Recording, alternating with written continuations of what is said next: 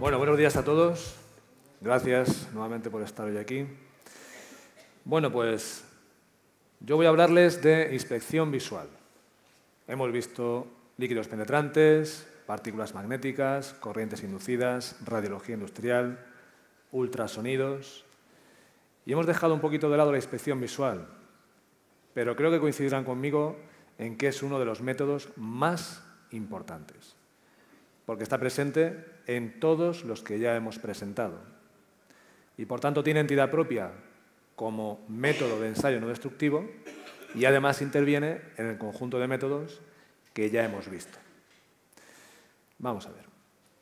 Definimos o se considera inspección visual a todo aquel examen de objetos a simple vista o, como mucho, con la ayuda de equipos auxiliares, como por ejemplo lupas, espejos, pero en cualquier caso que sean sencillos y que no proporcionen mucha amplificación. ¿Vale? Examen de objetos a simple vista, o como mucho con la ayuda de equipos auxiliares sencillos. ¿Qué es lo que ocurre en este caso en la inspección visual aplicada al campo industrial? Pues que requiere de gran experiencia y sobre todo de conocimiento del objeto que vamos a inspeccionar. Pero cuando decía yo, sin miedo a equivocarme, que todos ustedes son unos expertos en inspección visual, quizá no, y me aventuro a decirlo, en el campo industrial, pero sí cotidianamente cuando van al mercado. Cuando van al mercado a comprar fruta, ¿cogen la fruta aleatoriamente o cogen los plátanos y le hacen una exhaustiva inspección visual para ver cuál está bien y cuál no? Cuando van a cualquier centro comercial y se compran una camisa, una camiseta, un pantalón, ¿cogen cualquiera de los que le gusta, evidentemente, o cogen el que le gusta y lo revisan exhaustivamente para ver que no tiene ningún tipo de problema? Que no le falta un botón, que no tenga un descosido? Es decir, que todos, cotidianamente, hacemos inspección visual y no una vez, sino cientos de veces. Cientos de veces. Lo que ocurre es que es algo que tenemos completamente como algo habitual y aplicamos nuestros propios criterios de aceptación. No hay una norma que nos diga, no, esto es aceptable o esto no. Somos nosotros, como propios usuarios, como propios clientes, los que decimos, este sí, porque cumple mis criterios, y este no, porque tiene algún tipo de tara, anomalía, defecto, que no me convence y, evidentemente, pues no lo adquiero o no lo compro. ¿Y eso por qué es así? Pues lo es sencillamente porque en inspección visual utilizamos como herramienta principal del inspector nuestros ojos, el sentido de la vista. Y es por eso que es algo completamente cotidiano. Entonces, en cierta medida, cuando hacemos inspección visual, necesitamos dar un paso más, porque lo vamos a hacer sobre algo que a priori no conocemos. Y, por tanto, tenemos que conocer previamente todas las características del objeto que vamos a inspeccionar y, por ende, la defectología asociada a ese objeto que vamos a inspeccionar. ¿De acuerdo? Ejemplos comunes de aplicación de inspección visual. Pues bueno, por ejemplo, la determinación de la condición superficial de un objeto. Reconocimiento de si una pieza proviene de un proceso de fundición o de moldeo, si proviene de forja, si está mecanizada, si es una soldadura que presenta o no proyecciones, mordeduras, corrosión. Es decir, determinación del estado superficial. También alineación de superficies que estén montadas. Es decir, cuando se requiere esa condición, una perfecta alineación entre los elementos, ¿cómo se hace esa verificación? Evidentemente con instrumentos que nos ayuden a comprobar esa alineación, pero esa comprobación se hace visualmente. Revisar, como no, la protección de las piezas. Y me refiero a, por ejemplo, superficies que deban estar pintadas con recubrimientos protectivos. La pintura, evidentemente, tiene que cumplir una serie de requisitos, y entre ellos que no presente faltas de adherencia, ampollas, etcétera, etcétera. ¿Vale? Porque si no, no cumpliría con su función. Y el sustrato que estamos protegiendo, pues rápidamente podría presentar un problema de corrosión. Comprobar el grado de acabado de las soldaduras, no solo en lo que se refiere a la presencia de discontinuidades, que pueden ser poros, sopladuras, grietas, faltas de fusión, de penetración, mordeduras, sino también en lo que se refiere al control dimensional de esas uniones soldadas. Es decir, si tiene o no exceso de sobreespesor, si tiene o no falta de alineación, si tiene falta de material, desfondamientos, perforaciones, excesos de penetración, en uniones en ángulo que no cumpla con algún requisito geométrico como es que le falte pata o lado o dimensión, que la garganta sea insuficiente, que haya exceso de convexidad. Es decir, todos esos parámetros también hay que evaluarlos en inspección visual. Y, entre otros, por ejemplo, permitir la inspección de conductos cerrados, porque la inspección visual, evidentemente, se puede aplicar a objetos que estén fácil, digamos, que sea fácil el acceso, pero también permite, mediante el empleo de equipos como endoscopios o videoendoscopios, la observación de superficies que no son accesibles al ojo del operador de forma directa, sino mediante el empleo de ese conjunto de equipos. ¿Vale? Pues todo eso lo podemos hacer y muchas cosas más en inspección visual. Podemos afirmar categóricamente que apenas existe producto material que no proporcione información al ojo del experto.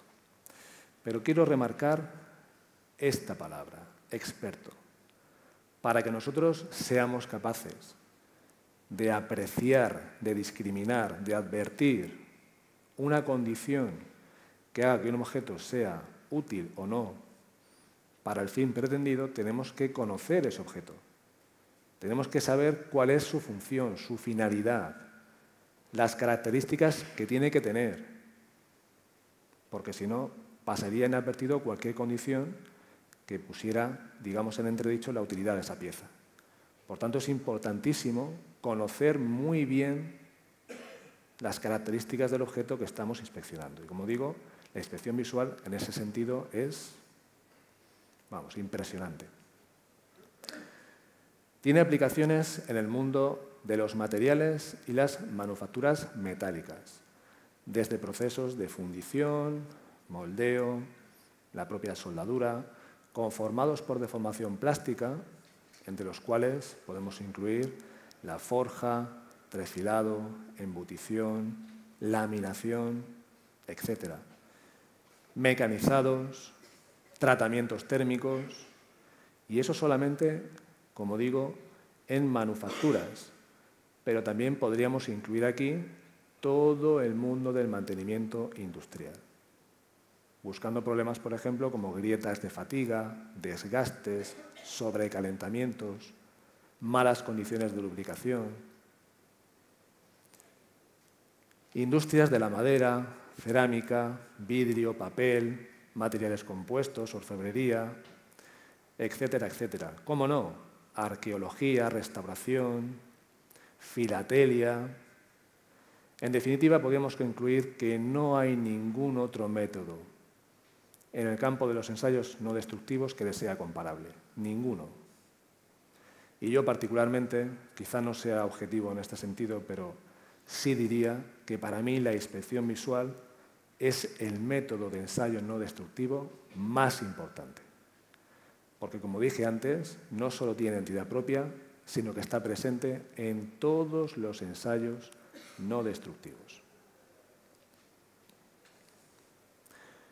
Prueba de ello es este pequeño diagramita que les he mostrado aquí.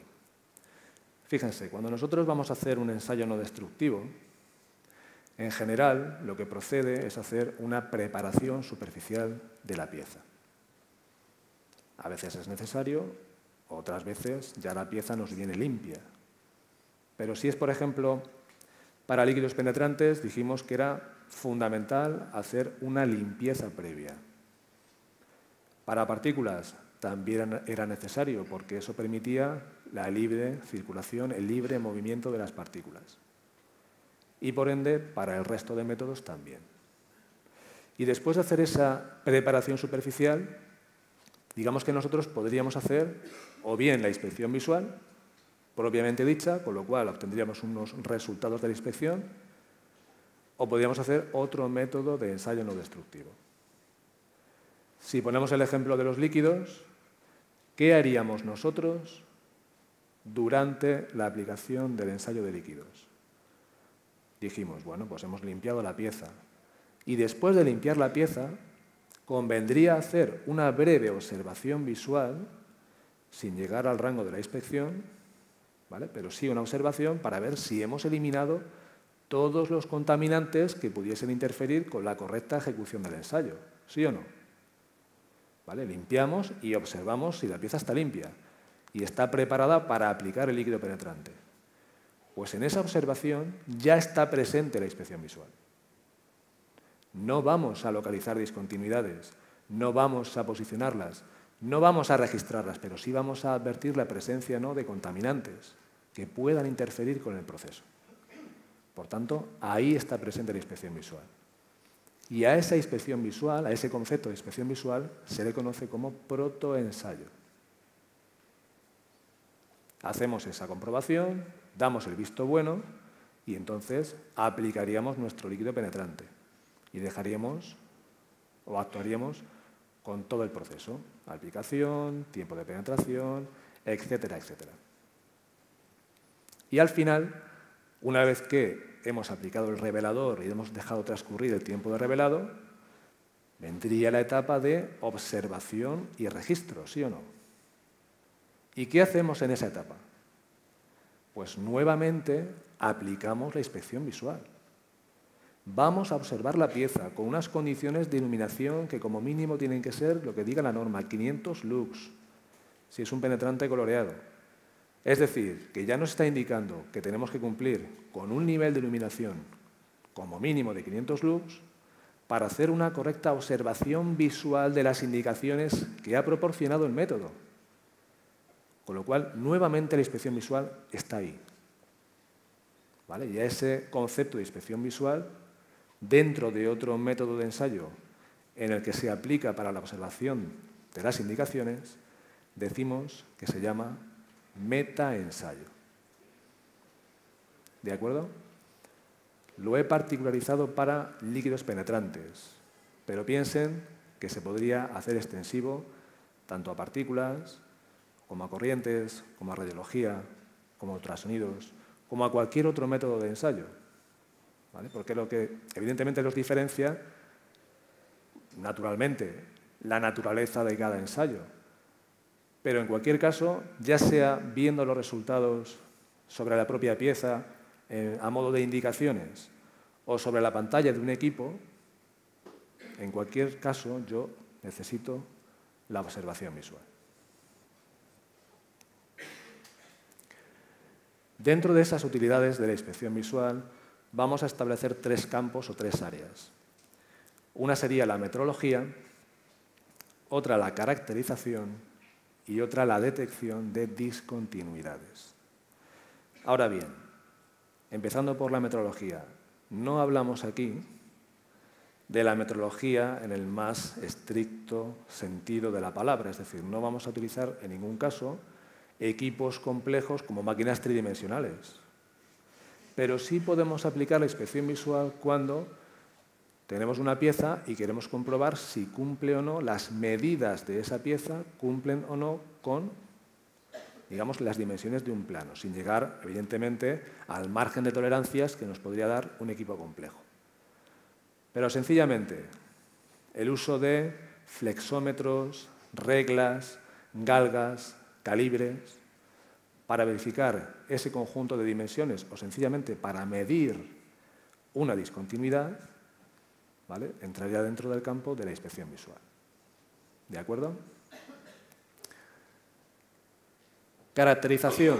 Pues tan sencillo como separar un conjunto de piezas que son de un material de otras que, siendo iguales, son de otro material distinto. Pues acero y latón, es decir, imagínense, tan sencillo como eso, ¿vale? Caracterizar. También, por ejemplo, si una pieza ha recibido un tratamiento térmico, digamos un revenido, por malas condiciones de lubricación, en este caso hablamos de una pieza gripada. ¿Saben lo que significa gripada? Yo cuando era más joven tenía un ciclomotor. Ustedes son muy jóvenes y quizá no lo recuerdan, pero en mis tiempos era el no va más tener una Derby Variant. No sé si aquí... Y solíamos hacerle 20.000 historias a la Derby Variant. Nada, una motilla, un ciclomotor, no como ahora, como las scooters de ahora, un ciclomotor de 50 centímetros cúbicos que trucábamos, vamos, le metíamos en lugar de 50 centímetros cúbicos un pistón de 74, le cambiábamos el carburador, en lugar de un 12 o 14 le poníamos un 22, le poníamos rodillos de nylon y la moto de 60 pues corría a 110. ¿Qué pasa? Que nos olvidábamos de la lubricación muchas veces. Y a veces se quedaba el pistón completamente agarrado al motor, ¿vale? Pues eso es que se había gripado. Es como si ustedes en su coche no le echan aceite. Pues llegará un momento en que la fricción del pistón con la camisa que hay dentro del cilindro, pues se quedará como el coche de Carlos Sainz hace unos años, ¿verdad?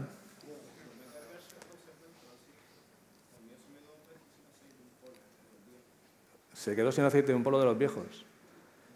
¿Y qué pasó? Que se quedó el motor... Ah, mira, pues dime qué coche es, que ese coche me interesa. ¿Eh? Pues es curioso, pues no es habitual. Lo normal es que si se queda sin aceite y sigue funcionando, llegará un momento en el que los segmentos dentro de esa camisa del pistón alcanzan tal temperatura que se llegan a soldar y se agarra el motor y ya lo puedes tirar, ¿vale? Pues podríamos aplicar precisamente la inspección visual para advertir esas condiciones de mala lubricación, ¿no?, sin llegar al gripaje, evidentemente. También podríamos aplicarlo a las maderas. La calidad de una madera se identifica sencillamente por su aspecto visual. Así como también dijimos la fruta o incluso el vino, ¿vale? Aparte, evidentemente, que lo mejor del vino no es observar el color, lo mejor del vino es probarlo, ¿vale? Pero también por el color podemos advertir si un vino pues, está en buen estado o no. Pero ya digo que lo mejor es olerlo y sobre todo probarlo.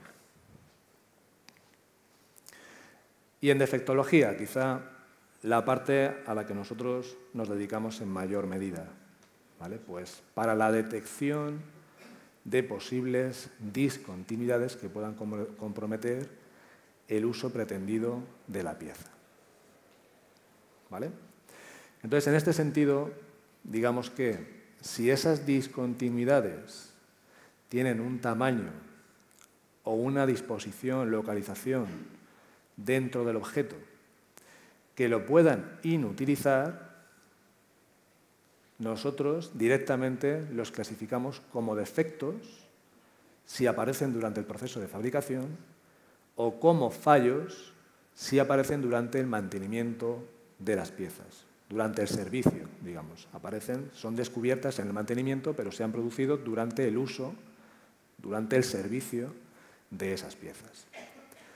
¿Y qué es lo que determina que esa discontinuidad sea considerada como defecto o no? ¿Por qué nosotros decimos que es un defecto? ¿Qué es lo que determina que es un defecto? Los criterios, en definitiva, que nos fijen en cuanto a tipo de discontinuidad y en cuanto a tamaño de discontinuidad, es lo que nos va a decir si esa discontinuidad es admisible o es rechazable. Es decir, básicamente es el tamaño, disposición y, como no, el tipo de discontinuidad, ¿vale? Si no, podemos estar hablando, oye, tengo una soldadura, se ha soldado, se han unido dos piezas y resulta que aparece un poro, pero el poro tiene 1 milímetro de diámetro. ¿Ustedes dirían que es admisible o no? Por aquí dicen que sí. Depende. Podría ser que sí. ¿Pero de qué depende? Pues depende del criterio con el que evaluemos esa soldadura. Entonces habrá que diferenciar si ese componente soldado es para una valla publicitaria o si es para un recipiente a presión. Entonces, ese poro, ese mismo poro de 1 milímetro en una soldadura de una valla publicitaria, seguramente a todas luces es admisible, pero en un recipiente a presión no. Entonces, dependerá del criterio con el cual estemos evaluando esa discontinuidad, que es la misma, pero no para la misma aplicación. ¿De acuerdo? Entonces, tamaño, disposición y, sobre todo, para qué se va a aplicar esa unión soldada, ¿vale? O ese componente o lo que estemos evaluando. Entonces, tendríamos en cualquier método de ensayo, ¿vale? Lo mostramos en inspección visual, pero sería aplicable a cualquier método de ensayo, el siguiente esquema. Digamos que el material es el que presenta la discontinuidad o puede presentar la discontinuidad. En función del ensayo que nosotros hagamos, lo que vamos a obtener de esa discontinuidad es la indicación, la imagen de esa discontinuidad, que será una mancha roja sobre el fondo blanco, o será un conjunto de limaduras de hierro de un determinado color, o será una mancha negra sobre, digamos, un fondo blanco en una película radiográfica, o será una señal en una pantalla de un equipo. En fin, en función del método que apliquemos, la discontinuidad tendrá su propia imagen, ¿vale? Y esa imagen es la indicación. Y una vez que nosotros hemos detectado la indicación propia de esa discontinuidad en función del método, tendremos que interpretarla. Pero esa interpretación depende, obviamente, del inspector, del conocimiento y experiencia que tenga el inspector. Y eso es muy importante, ¿vale? Esta fase es una fase, digamos, crítica, porque una vez que nosotros tomamos la decisión de que esa discontinuidad es esta discontinuidad o es esta otra, es cuando aplicamos los criterios de evaluación, que vienen estipulados en especificaciones, en normas, en procedimientos. Es lo que llamamos criterios de aceptación. Lo que yo dije al principio, que ustedes cuando hacen, pues en su vida cotidiana, compran cualquier producto, directamente ustedes aplican sus propios criterios.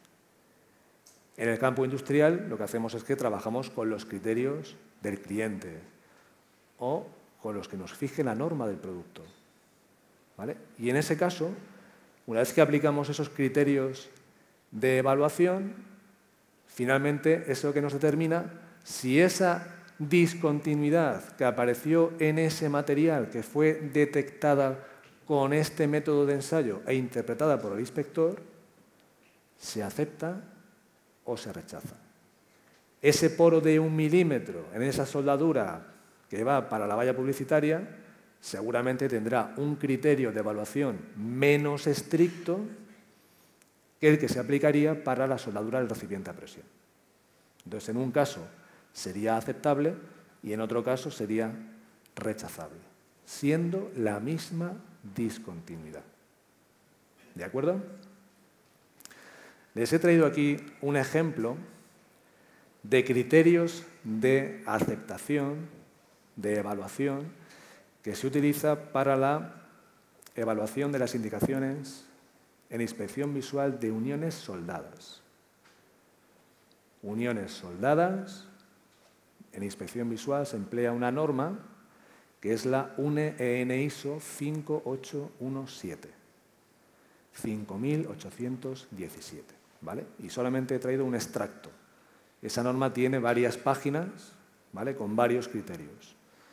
Pero para que vean una muestra del trabajo que debe hacer el inspector una vez que hace la inspección.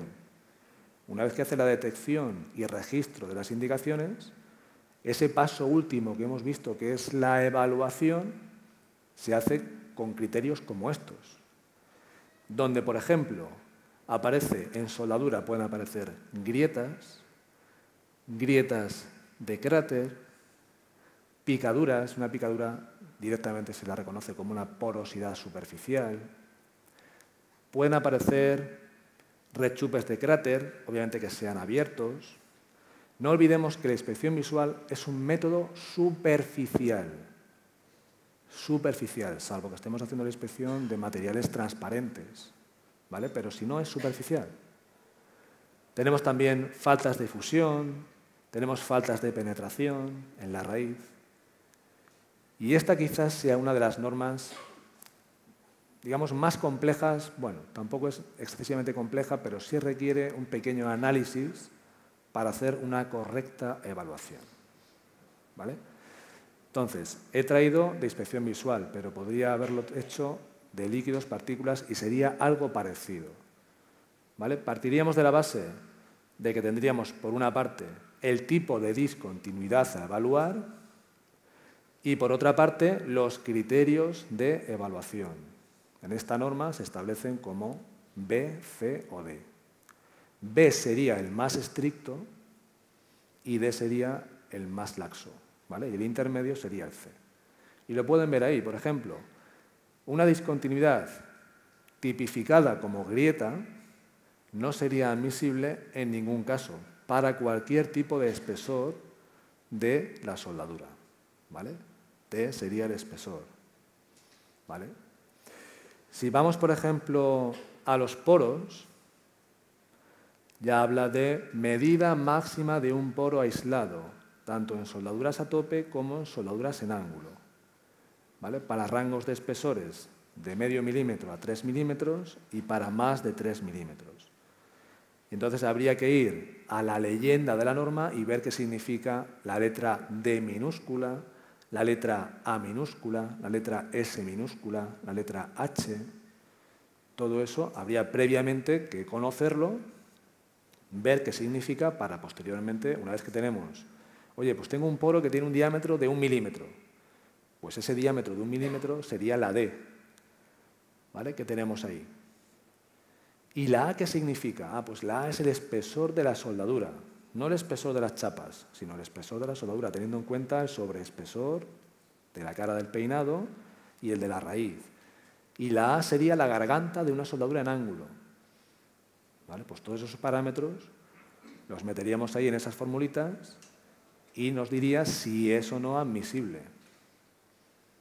¿De acuerdo? Por tanto, el trabajo del inspector no solo es en sí la detección, que es un paso muy importante, es una vez que he hecho mi trabajo de detección, ahora tengo que decirle a mi cliente si eso que tiene ahí le vale o no le vale. Si es admisible o no es admisible para lo que él quiere aplicar. ¿Entendido? ¿Vale? Bueno, pues es un ejemplo sencillito.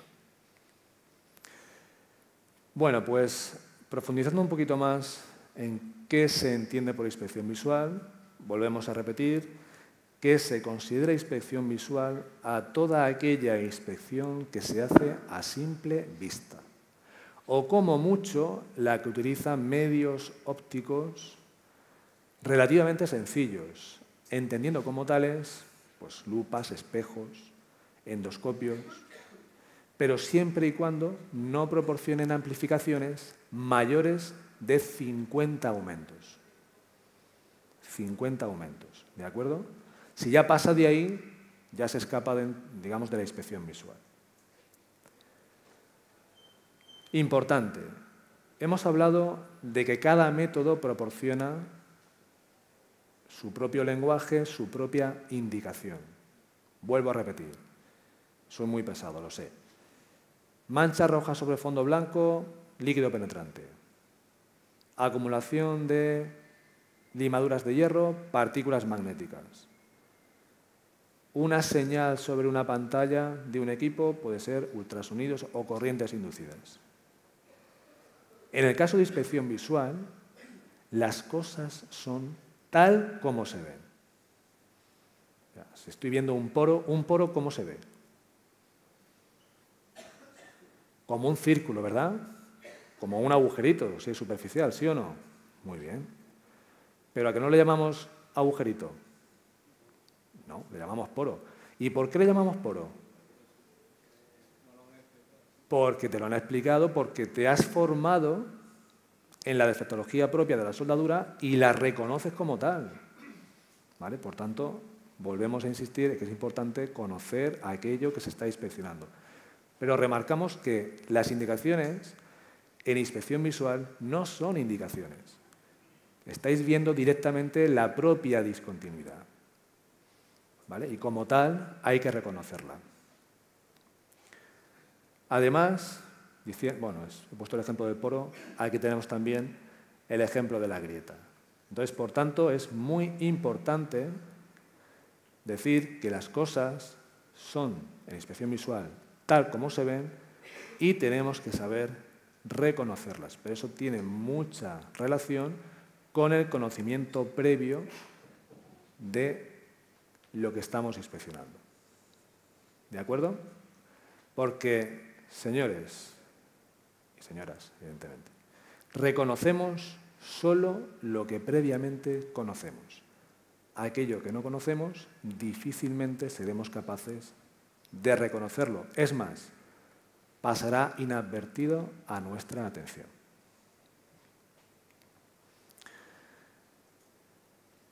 Una cosa más. Y me dirán ustedes, bueno, pues si es inspección visual, la vista, pues si estoy en posesión del sentido de la vista, estoy ya capacitado para hacer inspección visual. Y yo les diría, hombre, pues sí, evidentemente. Pero solamente con tener o con estar en posesión del sentido de la vista no es suficiente. Es el primer paso, evidentemente, es la herramienta del inspector, ¿vale? El ojo, ¿vale? Pero eso, claro.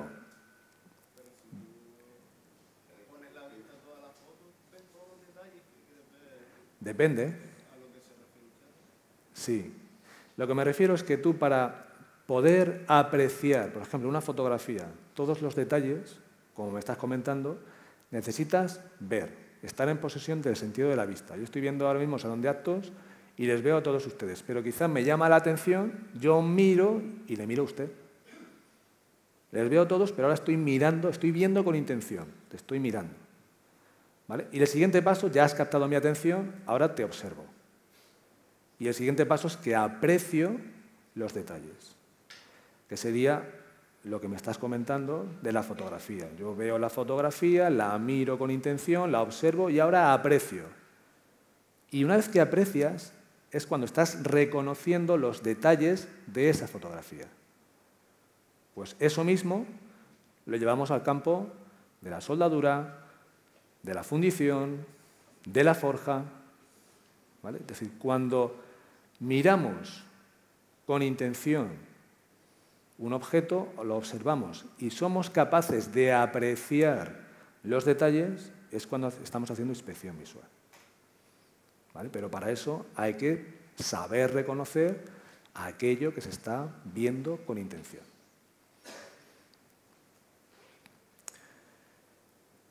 Como digo, si el observador es un experto no solo en mirar, sino en el objeto que se mira, será capaz de apreciar detalles que escaparán a la persona que no tenga pues, esa habilidad.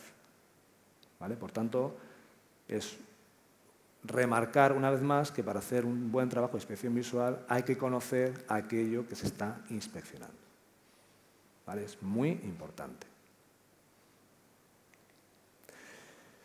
Finalmente, concluimos, y esta frase me gusta mucho. Digamos que la última etapa de la inspección visual sería la interpretación. ¿Y eso de la interpretación qué es? Pues sencillamente es determinar el significado de lo que se aprecia cuando se mira lo que se está viendo. Hemos ido, digamos, hacia atrás, ¿vale? Cronológicamente hacia atrás. Yo veo, miro, observo, aprecio y soy capaz de determinar el significado de eso que estoy apreciando. O sea, al conjunto de todas esas etapas se le llama interpretación. Y es lo que me conduciría a decir que ese agujerito que hay en el cordón de soldadura se llama poro. O a esa solución de continuidad que hay entre la zona afectada térmicamente y el material de aporte, en lugar de solución de continuidad, se le llama grieta. ¿De acuerdo? ¿Qué son capaces de apreciar ustedes en esta fotografía? Principalmente la porosidad, ¿verdad? Pero ya hay un término más. Ya hablan de escorias, ¿verdad? Si previamente no supiesen lo que es una escoria, difícilmente podían haber advertido que ahí hay escorias. ¿De acuerdo? Por tanto, nos reafirmamos en lo que hemos comentado, que es muy importante conocer lo que se está mirando con intención. Como en prácticamente todos los métodos superficiales, la inspección visual no lo es menos, evidentemente, también es necesario cumplir con unos requisitos antes de la observación, requisitos que se refieren al nivel de iluminación. Por tanto, si en líquidos penetrantes hablábamos de 500 lux, de luz blanca, para penetrantes coloreados, en partículas igual. En inspección visual, exactamente lo mismo, y con más motivo, porque en este caso en inspección visual no tenemos la ayuda de un líquido penetrante o de una partícula magnética, no. Somos nosotros con nuestros ojos los que tenemos que advertir la presencia de esa discontinuidad, por tanto, es mucho más importante que cumplamos con unos requisitos en cuanto al nivel de iluminación. ¿Vale? Lo que ocurre, que, bueno, en este caso, hay más criterios que los que había en líquidos y partículas. Y hay más criterios porque la inspección visual se puede aplicar a muchísimas áreas. Y entonces, en función de la dificultad o de la discontinuidad esperada, tendremos que cumplir con un requisito más estricto o menos estricto en cuanto a nivel de iluminación. Es decir, para la apreciación de discontinuidades en piezas obtenidas por fundición o moldeo, donde el tamaño esperado de la discontinuidad es grande, pues ahí el nivel de iluminación que se exige es bajo, 360 lux. Si voy a hacer ya la observación o la inspección de una unión soldada, como mínimo ya me dirán que sea de 500, recomendable 1000 lux. Si voy a hacer la observación de superficies mecanizadas en busca de grietas de rectificado, por ejemplo, ahí me pedirán que como mínimo sea de 2000. Es decir, que en función de la dificultad que tenga la observación, pues el nivel de iluminación va a ir aumentando. Pero ojo, siempre y cuando no se produzcan, por ejemplo, deslumbramientos por exceso de iluminación. Es decir, tampoco vale coger una linterna que me proporcione, pues no sé, 5000 lúmenes y tenga ahí un cañón de luz que cuando vaya a observar la superficie me refleje y no vea nada.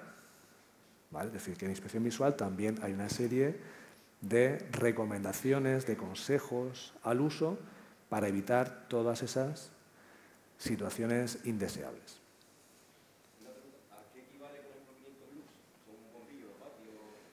Vamos a ver, 500 lux, tú estableces el nivel de iluminación en lux en función de los lúmenes que proporciona tu lámpara sobre el área que se reparte. La unidad es lumen metro cuadrado. ¿Vale? El equivalente sería, en las condiciones de esta sala, si tuviésemos un luxómetro y lo pusiéramos justo donde tú estás, es posible que en esa situación tuviésemos más de 500 lux.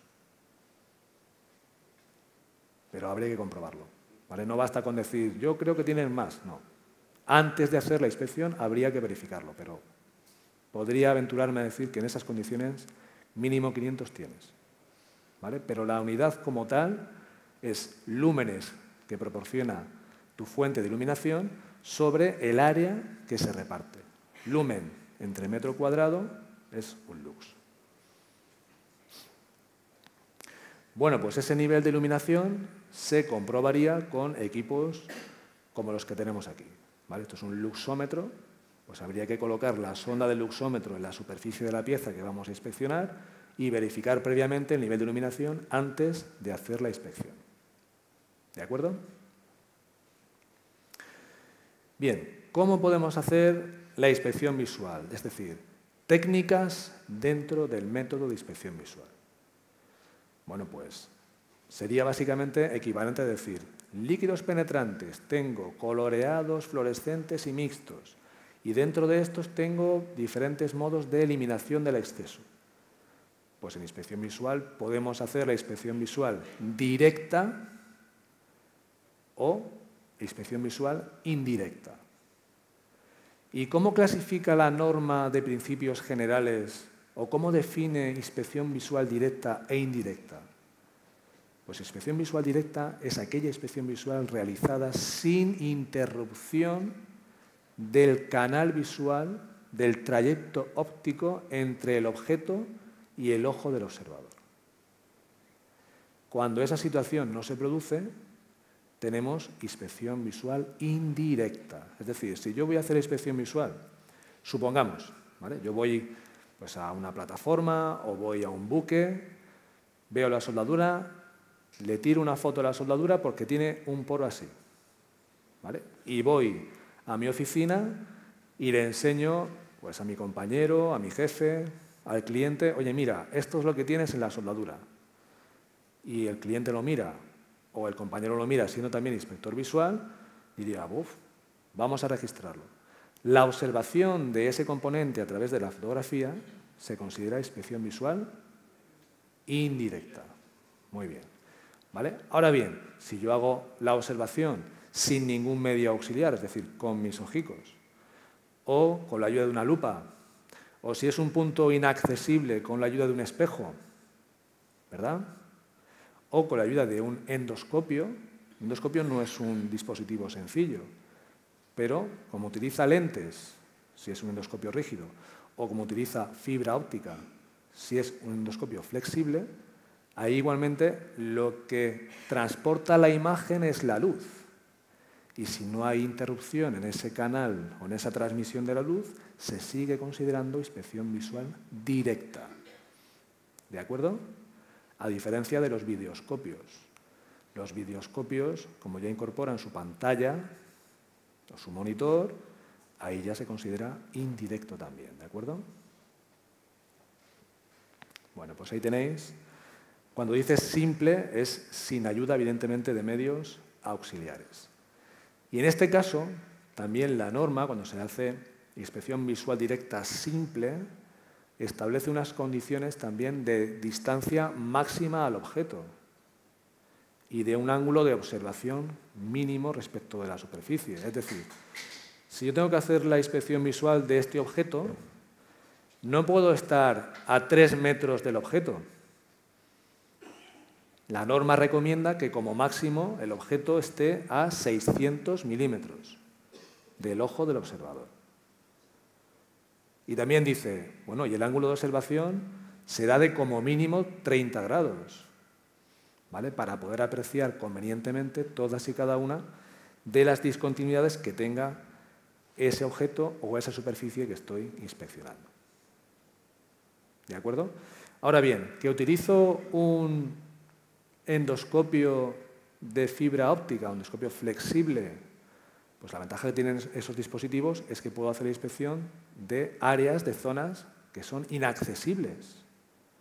Y puedo incorporar pues, sondas incluso de hasta 15 metros. Oye, Agustín, ¿y eso entra dentro también de la inspección visual? Sí, por supuesto. Ya no hablamos simple, ya no es necesario, digamos, ese requisito de que el ojo del observador esté a menos de 600 milímetros, sino que esa condición se lleva, se traslada a la distancia que tiene que haber entre la punta del endoscopio, y ahora les mostraré un endoscopio, y el objeto a inspeccionar. ¿Vale? El ojo del observador puede estar a 15 metros, pero desde donde se captura la imagen hasta el objeto del observador, ahí sí. ¿Vale? ¿De acuerdo? Bien, imágenes de equipos auxiliares. Bueno, pues lupas, espejos, ¿vale? Tan sencillos, son pequeñitos, ¿eh? Estos son muy pequeños, los hay evidentemente más grandes, son incluso móviles en su extremo para poder introducirlos, ¿vale? Generalmente cuando hacemos la inspección visual de puntos inaccesibles es en una zona, imaginen, una tubería, ¿vale? Que lleva su unión soldada y esa tubería está pegada a la pared, yo no puedo ver la zona de la soldadura que está justo pegada a la pared. No tengo acceso, ¿vale? Pero si cojo un espejo y lo meto ahí y lo giro un poco y con la linterna ilumino al espejo, el espejo por reflexión ilumina la soldadura, yo sí ahora soy capaz de ver la soldadura por la imagen que viene reflejada en el espejo. ¿Vale? La única precaución que tengo que tener es que las imágenes que se producen en el espejo a reflexión yo las estoy viendo giradas, ¿verdad? ¿Qué pasa al cartel de ambulancia? ¿Cómo está escrito? Claro, si tú miras directamente a la ambulancia, lo lees al revés, pero si lo miras a través de tu espejo retrovisor, ¿cómo lo lees? Lo lees correctamente escrito, ¿vale? Pues esa precaución tenemos que tener cuando hagamos la observación con espejos, ¿de acuerdo? Endoscopios. Bueno, pues aquí les muestro un endoscopio rígido. Un endoscopio rígido es, o no es ni más ni menos que una varilla hueca en la que se insertan un conjunto de lentes tanto en el sistema objetivo como, digamos, a través de toda la varilla. En función de lo larga, extensa que sea esa varilla, tendré un endoscopio pues, más largo o más corto. ¿Por qué son necesarias todas estas lentes, tanto en el sistema objetivo como, digamos, a través de la varilla y justo al final, donde está el ocular? Porque, sencillamente, la calidad de la imagen que yo estoy viendo a través del endoscopio va a depender de la cantidad de luz que le entra al endoscopio y de la capacidad que tenga éste para que no se pierda esa luz conforme se va propagando por su interior. ¿De acuerdo? De ese modo, por ejemplo, en estos equipos, endoscopios rígidos, la calidad de imagen es mejor cuanto más corto es el endoscopio y cuanto mayor es su diámetro. Más corto, porque la luz tiene que reflejarse y transmitirse menor número de veces y, por tanto, hay menos pérdidas. Y en cuanto al diámetro, porque cuanto mayor es el diámetro, mayor es el tamaño de la lente que yo puedo colocar ahí. Tan sencillo como eso. ¿Vale? Entonces, sencillamente, partes del endoscopio. Bueno, pues tenemos, aquí parece que tenemos como un filamento, una línea negra, ¿vale? Vendría representado aquí. Digamos, ese es el sistema de iluminación del endoscopio. Piensen que cuando yo introduzco un endoscopio en una cavidad, esa cavidad está a oscuras, no tiene luz, ¿verdad? Por tanto, es necesario que yo incorpore el agente físico a la inspección visual, que es la luz.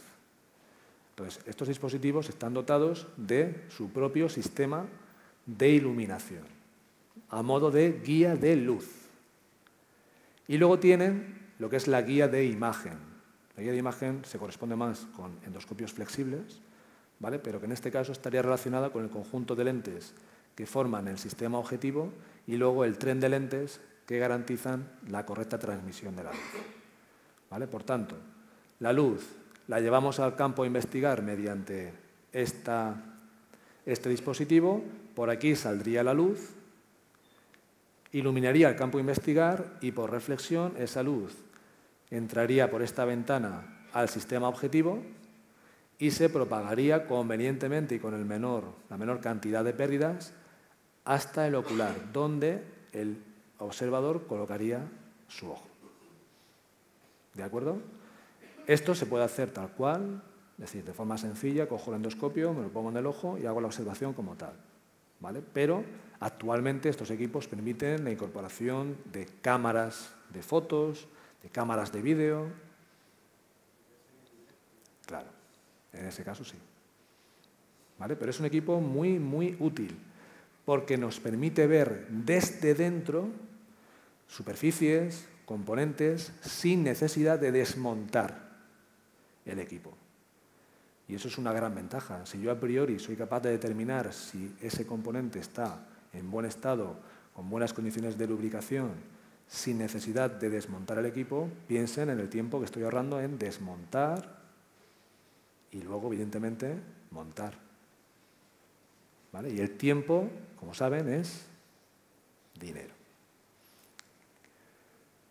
Esto ya, pues, hombre, a ustedes que estarán con la tecnología a flor de piel, ¿verdad?, es seguramente lo que van a utilizar. Esto es un videoendoscopio, ¿vale?, al igual que este. Y este es un endoscopio flexible, que emplea fibra óptica, fibra de vidrio, en definitiva. Es decir, en lugar de lentes, utiliza fibra óptica. A diferencia del anterior, aquí el poder de resolución y, por tanto, la calidad de imagen, a mayor diámetro, peor calidad de imagen. ¿Vale? Está principalmente relacionado con el diámetro de la fibra, no ya de la sonda, sino de la fibra, porque ahí no solamente va una fibra, ahí va un haz de fibras.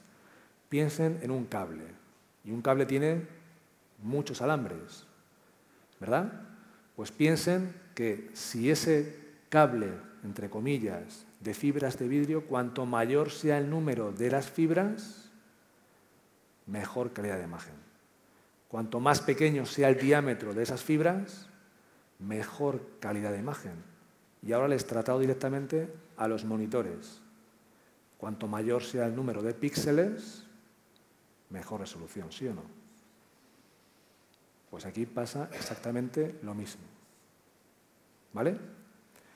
Pueden incorporar, evidentemente, su sistema de iluminación. Además, en este caso, podemos incorporar diferentes puntas que nos permiten dirigir la observación, pues no solo direccional, sino también angular, ortogonal, panorámica.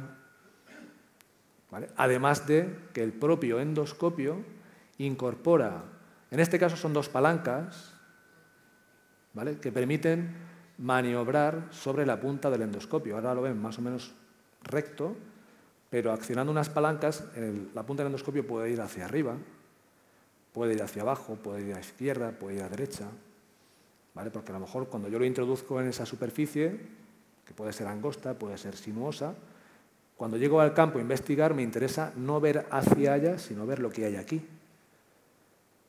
Entonces, en ese sentido, yo una vez que llego al sitio, le doy a la palanquita y hace el endoscopio. Y se pone en el sitio. Y luego, una vez que he hecho la observación, retiro la palanca, vuelve a su posición y entonces lo saco. ¿Vale? Porque nunca deberíamos sacar la sonda de un endoscopio cuando está así. ¿Vale? Porque podríamos sencillamente dañar el endoscopio. Y son equipos costosos, eso sí es cierto. ¿Vale? Cuando digo las tecnologías, pues fíjense, espero que se vea bien. Aquí tenemos un joystick, ¿vale? Y el joystick, es decir, es una empuñadura muy cómoda que lleva su gatillo, ¿vale?, para fijar en un momento determinado la punta del endoscopio en una posición, y luego lleva un joystick que cuando yo lo acciono, ¿vale?, digamos que la punta está motorizada. Entonces, si antes tenía dos palancas para poner el endoscopio así y así, ahora, sencillamente con el joystick, yo muevo la palanquita y la llevo a esta posición y automáticamente se va ahí. ¿Vale? ¿Que lo quiero mantener ahí? Acciono el gatillo, puedo soltar el mando y se queda así. ¿Que he terminado? Libero el gatillo y vuelve a su posición original, entonces ya puedo sacar la sonda. ¿Vale? Igual que el de arriba, puedo incorporar diferentes puntas para diferentes ángulos de observación. Las ópticas o las puntas pueden ser estancas, si yo voy a hacer la observación, digamos, en un fluido. Pueden ser refrigeradas, pueden incorporar diferentes modos de iluminación, pueden incluso incorporar luz ultravioleta, ¿vale? Porque en muchas ocasiones, cuando yo quiero evaluar las condiciones de lubricación, sepan que los aceites, cuando se les ilumina con luz negra, emiten fluorescencia. ¿Vale? Entonces podría servir tanto para ver condiciones de lubricación como para ver condiciones indeseables de presencia de aceite donde no tiene que haberlo. ¿Vale? Es decir, son equipos muy, muy interesantes. Como lo son el conjunto de galgas que podemos emplear en el control dimensional de la soldadura. De las más utilizadas es esta de aquí. ¿Vale? Es una galga universal llamada BridgeCam, ¿vale? Que a continuación les voy a decir qué utilidades pueden tener. Porque en soldadura no solo es importante, como dijimos, el que detectemos una grieta, la porosidad, pues una falta de fusión, de penetración, mordeduras, escorias.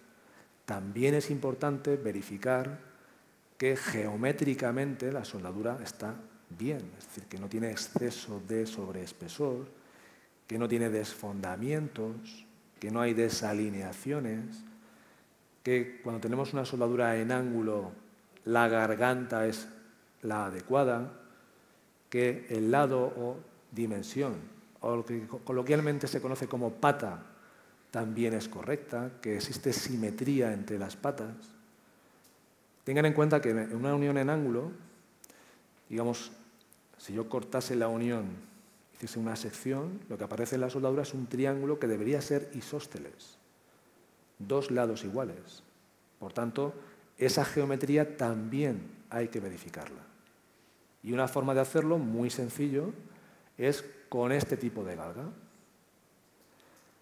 Fíjense, antes de soldar, me dice pues, el procedimiento que el ángulo del bisel tiene que ser de 60 grados, por ejemplo, en una unión a tope. ¿Vale? 60 grados en los extremos de la chapa, se hace un mecanizado, se hace un biselado, de manera que una preparación en V, por ejemplo. ¿Vale? Entonces podríamos utilizar esta parte de la galga, ¿vale?, para comprobar el ángulo de preparación del bisel. ¿Y dónde veríamos el ángulo? Pues en estos numeritos que tiene la galga. ¿Vale? Ángulo del bisel. Podemos también verificar el sobreespesor de la soldadura, para ver si está dentro o no de los límites que especifica la norma. Entonces, para eso tendríamos que apoyar perfectamente estas dos patas de la galga y con esta parte que es móvil, apoyar justo la punta en la zona más alta del sobreespesor. Y en esta escala que tenemos aquí graduada tanto en pulgadas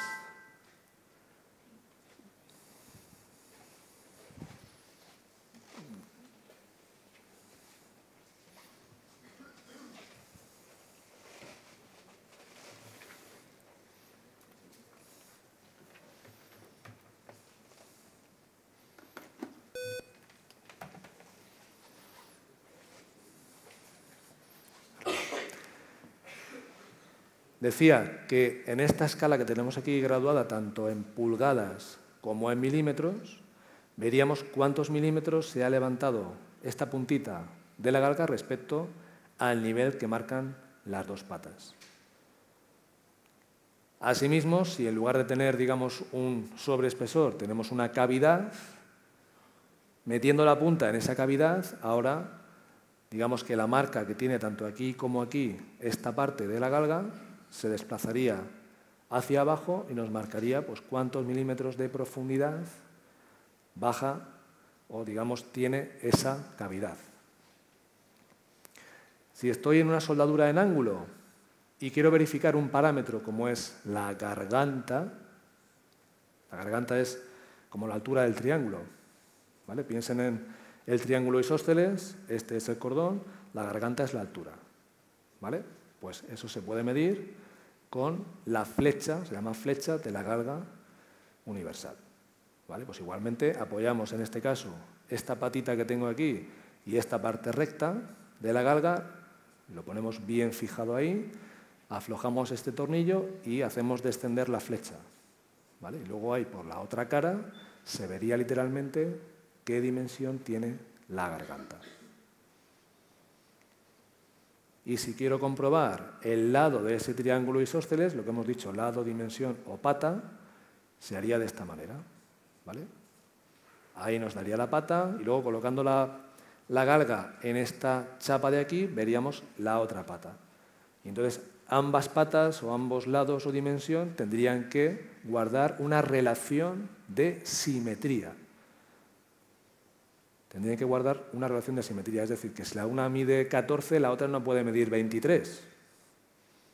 ¿Vale? Tendríamos que establecer un rango con un mínimo y un máximo en el cual dijéramos, oye, pues la relación de simetría tiene que encontrarse entre estos valores. ¿De acuerdo? Bueno, y más mediciones, por ejemplo, para ver si hay desalineación o no hay desalineación, si hay deformación angular. Para todo eso también se podría aplicar. Y voy a terminar mostrándoles pues, un conjunto de fotografías en las cuales aparecen discontinuidades propias de diferentes procesos de fabricación y del servicio de las piezas. Por ejemplo, aquí tenemos, en el caso de moldeo, pues rechupes, también conocidas como cavidades de contracción. Ustedes saben que cuando hacemos el proceso de fundición, el metal se funde, se vierte en un molde o en una lingotera, se enfría y solidifica. Cuando está fundido tiene mayor volumen debido a su estructura atómica, ¿verdad? Y cuando solidifica se contrae. ¿Vale? Pues esa contracción evidentemente puede aparecer en la pieza que se ha obtenido por ese proceso. ¿Vale? Por tanto, una cavidad de contracción se conoce como rechupe. Que haya atrapamiento de gas o de aire, pues podemos tener poros o sopladuras, lo que se conoce como cavidades gaseosas. También, en este caso en moldeo, podemos tener lo que se conoce como cierres fríos. ¿Qué es un cierre frío, una unión fría o una junta fría? Pues piensen en un proceso de moldeo, en el cual tengo un molde con una cavidad en su interior, evidentemente, que voy a llenar con metal fundido, pero que en lugar de hacerlo solamente por un canal de colada, lo hago por varios canales de colada. Entonces, cuando se juntan esos canales de colada, si se da la circunstancia de que uno de ellos tiene una temperatura inferior al otro, pueden juntarse, pero no llegan a unirse, digamos, no llegan a soldar. Entonces, en ese caso tengo que la pieza está completa, pero internamente tiene una imperfección, ¿vale? Porque no está perfectamente ligado el uno con el otro. Pues eso es una unión fría, cierre frío o junta fría. En este caso tenemos, por ejemplo, la uña o la garra de, pues, el cazo de una retroexcavadora, por ejemplo. ¿Vale? ¿Qué se aprecia en esta garra? Que esta parte de aquí y esta parte de aquí no están perfectamente alineadas. Es decir, que en este caso seguramente ha habido un desplazamiento de las partes del molde que ha provocado que tenga pues, esa desalineación. ¿Vale? Por tanto, eso también constituye una discontinuidad y es rechazable. Como también lo es lo que llamamos dartas. Dartas o excrescencias. ¿Qué son las excrescencias? Pues sencillamente en el moldeo, cuando en un molde pues este se agrieta o se rompe parcialmente, es decir, si fuese de arena, ¿vale? Pues se desprende parte de la arena, al desprenderse queda una cavidad y esa cavidad va a ser rellenada por el metal fundido y aparece como un sobrematerial, como un exceso de material en una zona en la que no tenía que haberlo. ¿Vale? Pues eso es una darta. Puede ser franca, volante, ¿vale? En el caso de, por ejemplo, procesos llamados secundarios o de conformado por deformación plástica, pueden aparecer grietas, pliegues de laminación, vetas, digamos, asociadas a la laminación de inclusiones que pueden haber aparecido en el proceso de fundición, por ejemplo, de óxidos y demás.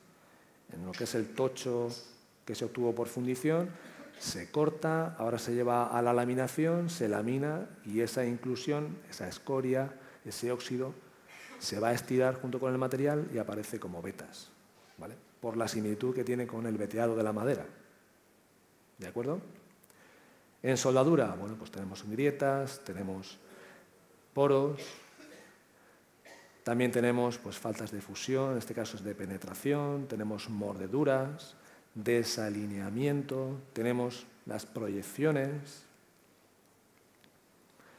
En mecanizados tenemos grietas de rectificado, en tratamientos térmicos obviamente pueden aparecer grietas, tanto durante la fase de calentamiento como durante la fase de enfriamiento, ¿vale? Porque ahí igualmente cuando se calienta la pieza se dilata y cuando se enfría la pieza se contrae. Si damos un tratamiento térmico de temple, es decir, enfriamiento brusco, ¿verdad? Porque buscamos que la pieza tenga muchísima dureza, pero también viene acompañado de mucha fragilidad, es posible que no soporte durante el enfriamiento el conjunto de tensiones que se producen por ese enfriamiento brusco y se puede agrietar. Si hablamos, por ejemplo, del mantenimiento, pues en el caso de los aviones, golpes en el fuselaje, las propias grietas, grietas por fatiga térmica, componentes que están expuestos a calentamientos y enfriamientos, calentamientos durante el funcionamiento, enfriamientos durante la parada, ¿vale? Pues ese ciclo de fatiga térmica, acompañado de dilatación, contracción, puede dar con la aparición de grietas, ¿vale? También, obviamente, aquí es muy importante las condiciones de operación y siempre vamos a lo mismo. Es decir, piezas o elementos que estén en contacto mutuo y en fricción, ¿vale? Es de vital importancia que las condiciones de lubricación sean las adecuadas. En el caso de desgastes, bueno, aquí tengo un rodamiento de bolas, en este caso. Fíjense en esta huella que ha aparecido aquí, ¿vale? Se ha producido, precisamente los rodamientos tienen que tener, digamos, en su matriz, tienen que soportar bien las tensiones, pero en las superficies de contacto están endurecidas, tanto las pistas de rodadura como las bolas o rodillos. Pero es posible, nuevamente, por malas condiciones de funcionamiento, que se empiecen a producir grietas de fatiga, ¿vale? Esas grietas de fatiga van progresando, se van desprendiendo partes de las bolas y partes de las pistas y como eso sigue en funcionamiento se van machacando reiterativamente unas contra otras y al final producen esa huella. Y es, entre comillas, fácil advertir que un rodamiento está en mal estado, primero por la temperatura que alcanza y segundo por el ruido que emite, ¿vale? Luego también tenemos desgastes, evidentemente, cuando intervienen los líquidos. ¿Qué hablar de la cavitación? ¿Qué hablar de la erosión líquida? ¿Vale? Todo eso, evidentemente, también puede ser detectado por inspección visual. Y ya termino sencillamente enumerando los límites de la inspección visual y, como no, las ventajas que tiene este método. Pues básicamente comentarles que es un método muy accesible y cuando no hay esa accesibilidad la puedo conseguir mediante el empleo de endoscopios y videoendoscopios. Es relativamente sencillo. El empleo de una lupa no es complicada, solamente hay que seguir unas recomendaciones para que la imagen que proporciona a esta lupa no esté distorsionada. Es aplicable a cualquier material y esa es la principal ventaja de este método. No tiene limitaciones en tanto en cuanto yo puedo hacer la observación visual de cualquier objeto. Y permite la localización precisa de discontinuidades. En cuanto a las limitaciones, obviamente es un método superficial, que requiere operadores bien entrenados y cuidado con la fatiga, ¿vale? Porque la fatiga visual es algo totalmente indeseable y puede aparecer antes de lo que nosotros creemos. Y la consecuencia final de la fatiga es que cometemos errores. Y cometemos errores por omisión. ¿Qué quiere decir eso? Que nosotros estamos viendo el objeto, lo estamos mirando, lo estamos observando, pero debido a que estamos fatigados visualmente, no somos capaces de apreciar lo que tiene ese objeto. Y si no, les invito a que hagan una prueba. Cojan un texto, el que ustedes quieran, que no sea de un libro al que tengan aprecio, porque lo que les voy a pedir es que cojan y, conforme vayan leyendo, tachen una vocal, o una letra, una consonante, la que quieran. La O, la A, la D, la que quieran. Y se fijen un tiempo, 10 minutos. ¿Vale? Cojan un texto de un periódico que ya hayan leído, que sea de hace unos días, y pongan a leer el artículo. Y vayan tachando. La O. Todas las OEs las voy tachando. Y al cabo de 10 minutos, paren el cronómetro. Y ahora, detenidamente, van a ir contando, revisando el trabajo que han hecho. Les garantizo que más de una se dejan. En 10 minutos. Pues ahora piensen que llevan haciendo ese trabajo 2 horas. Entonces, el tema de la fatiga visual es muy importante. Muy importante. Y por último, pues recordarles que al igual que líquidos y partículas, pues no permite determinar la profundidad de las discontinuidades. Pero, ojo, si con una sencilla inspección visual soy capaz de determinar que esa pieza no sirve, perfecto.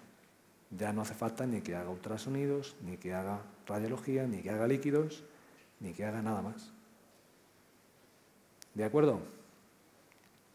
Pues hasta aquí, inspección visual. Muchas gracias. Adelante. Gracias.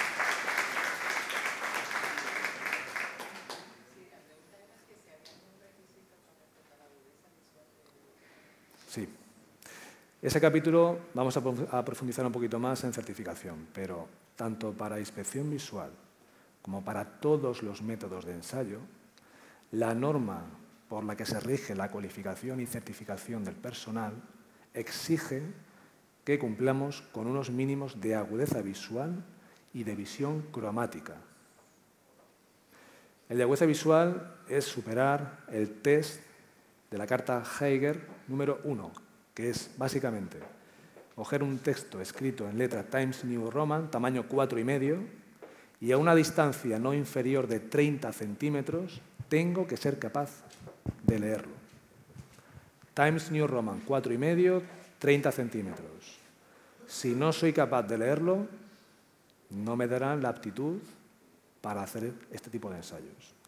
Y por otra parte, visión cromática. Tengo que ser capaz de percibir todos y cada uno de los colores, caracterizados evidentemente por su matiz.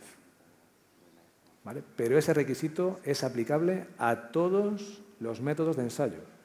Y es un requisito que, insisto, la norma de cualificación, un EN ISO 9712, establece para todos los operadores. ¿De acuerdo? ¿Alguna pregunta más? Pues les dejo ahora con mi compañero.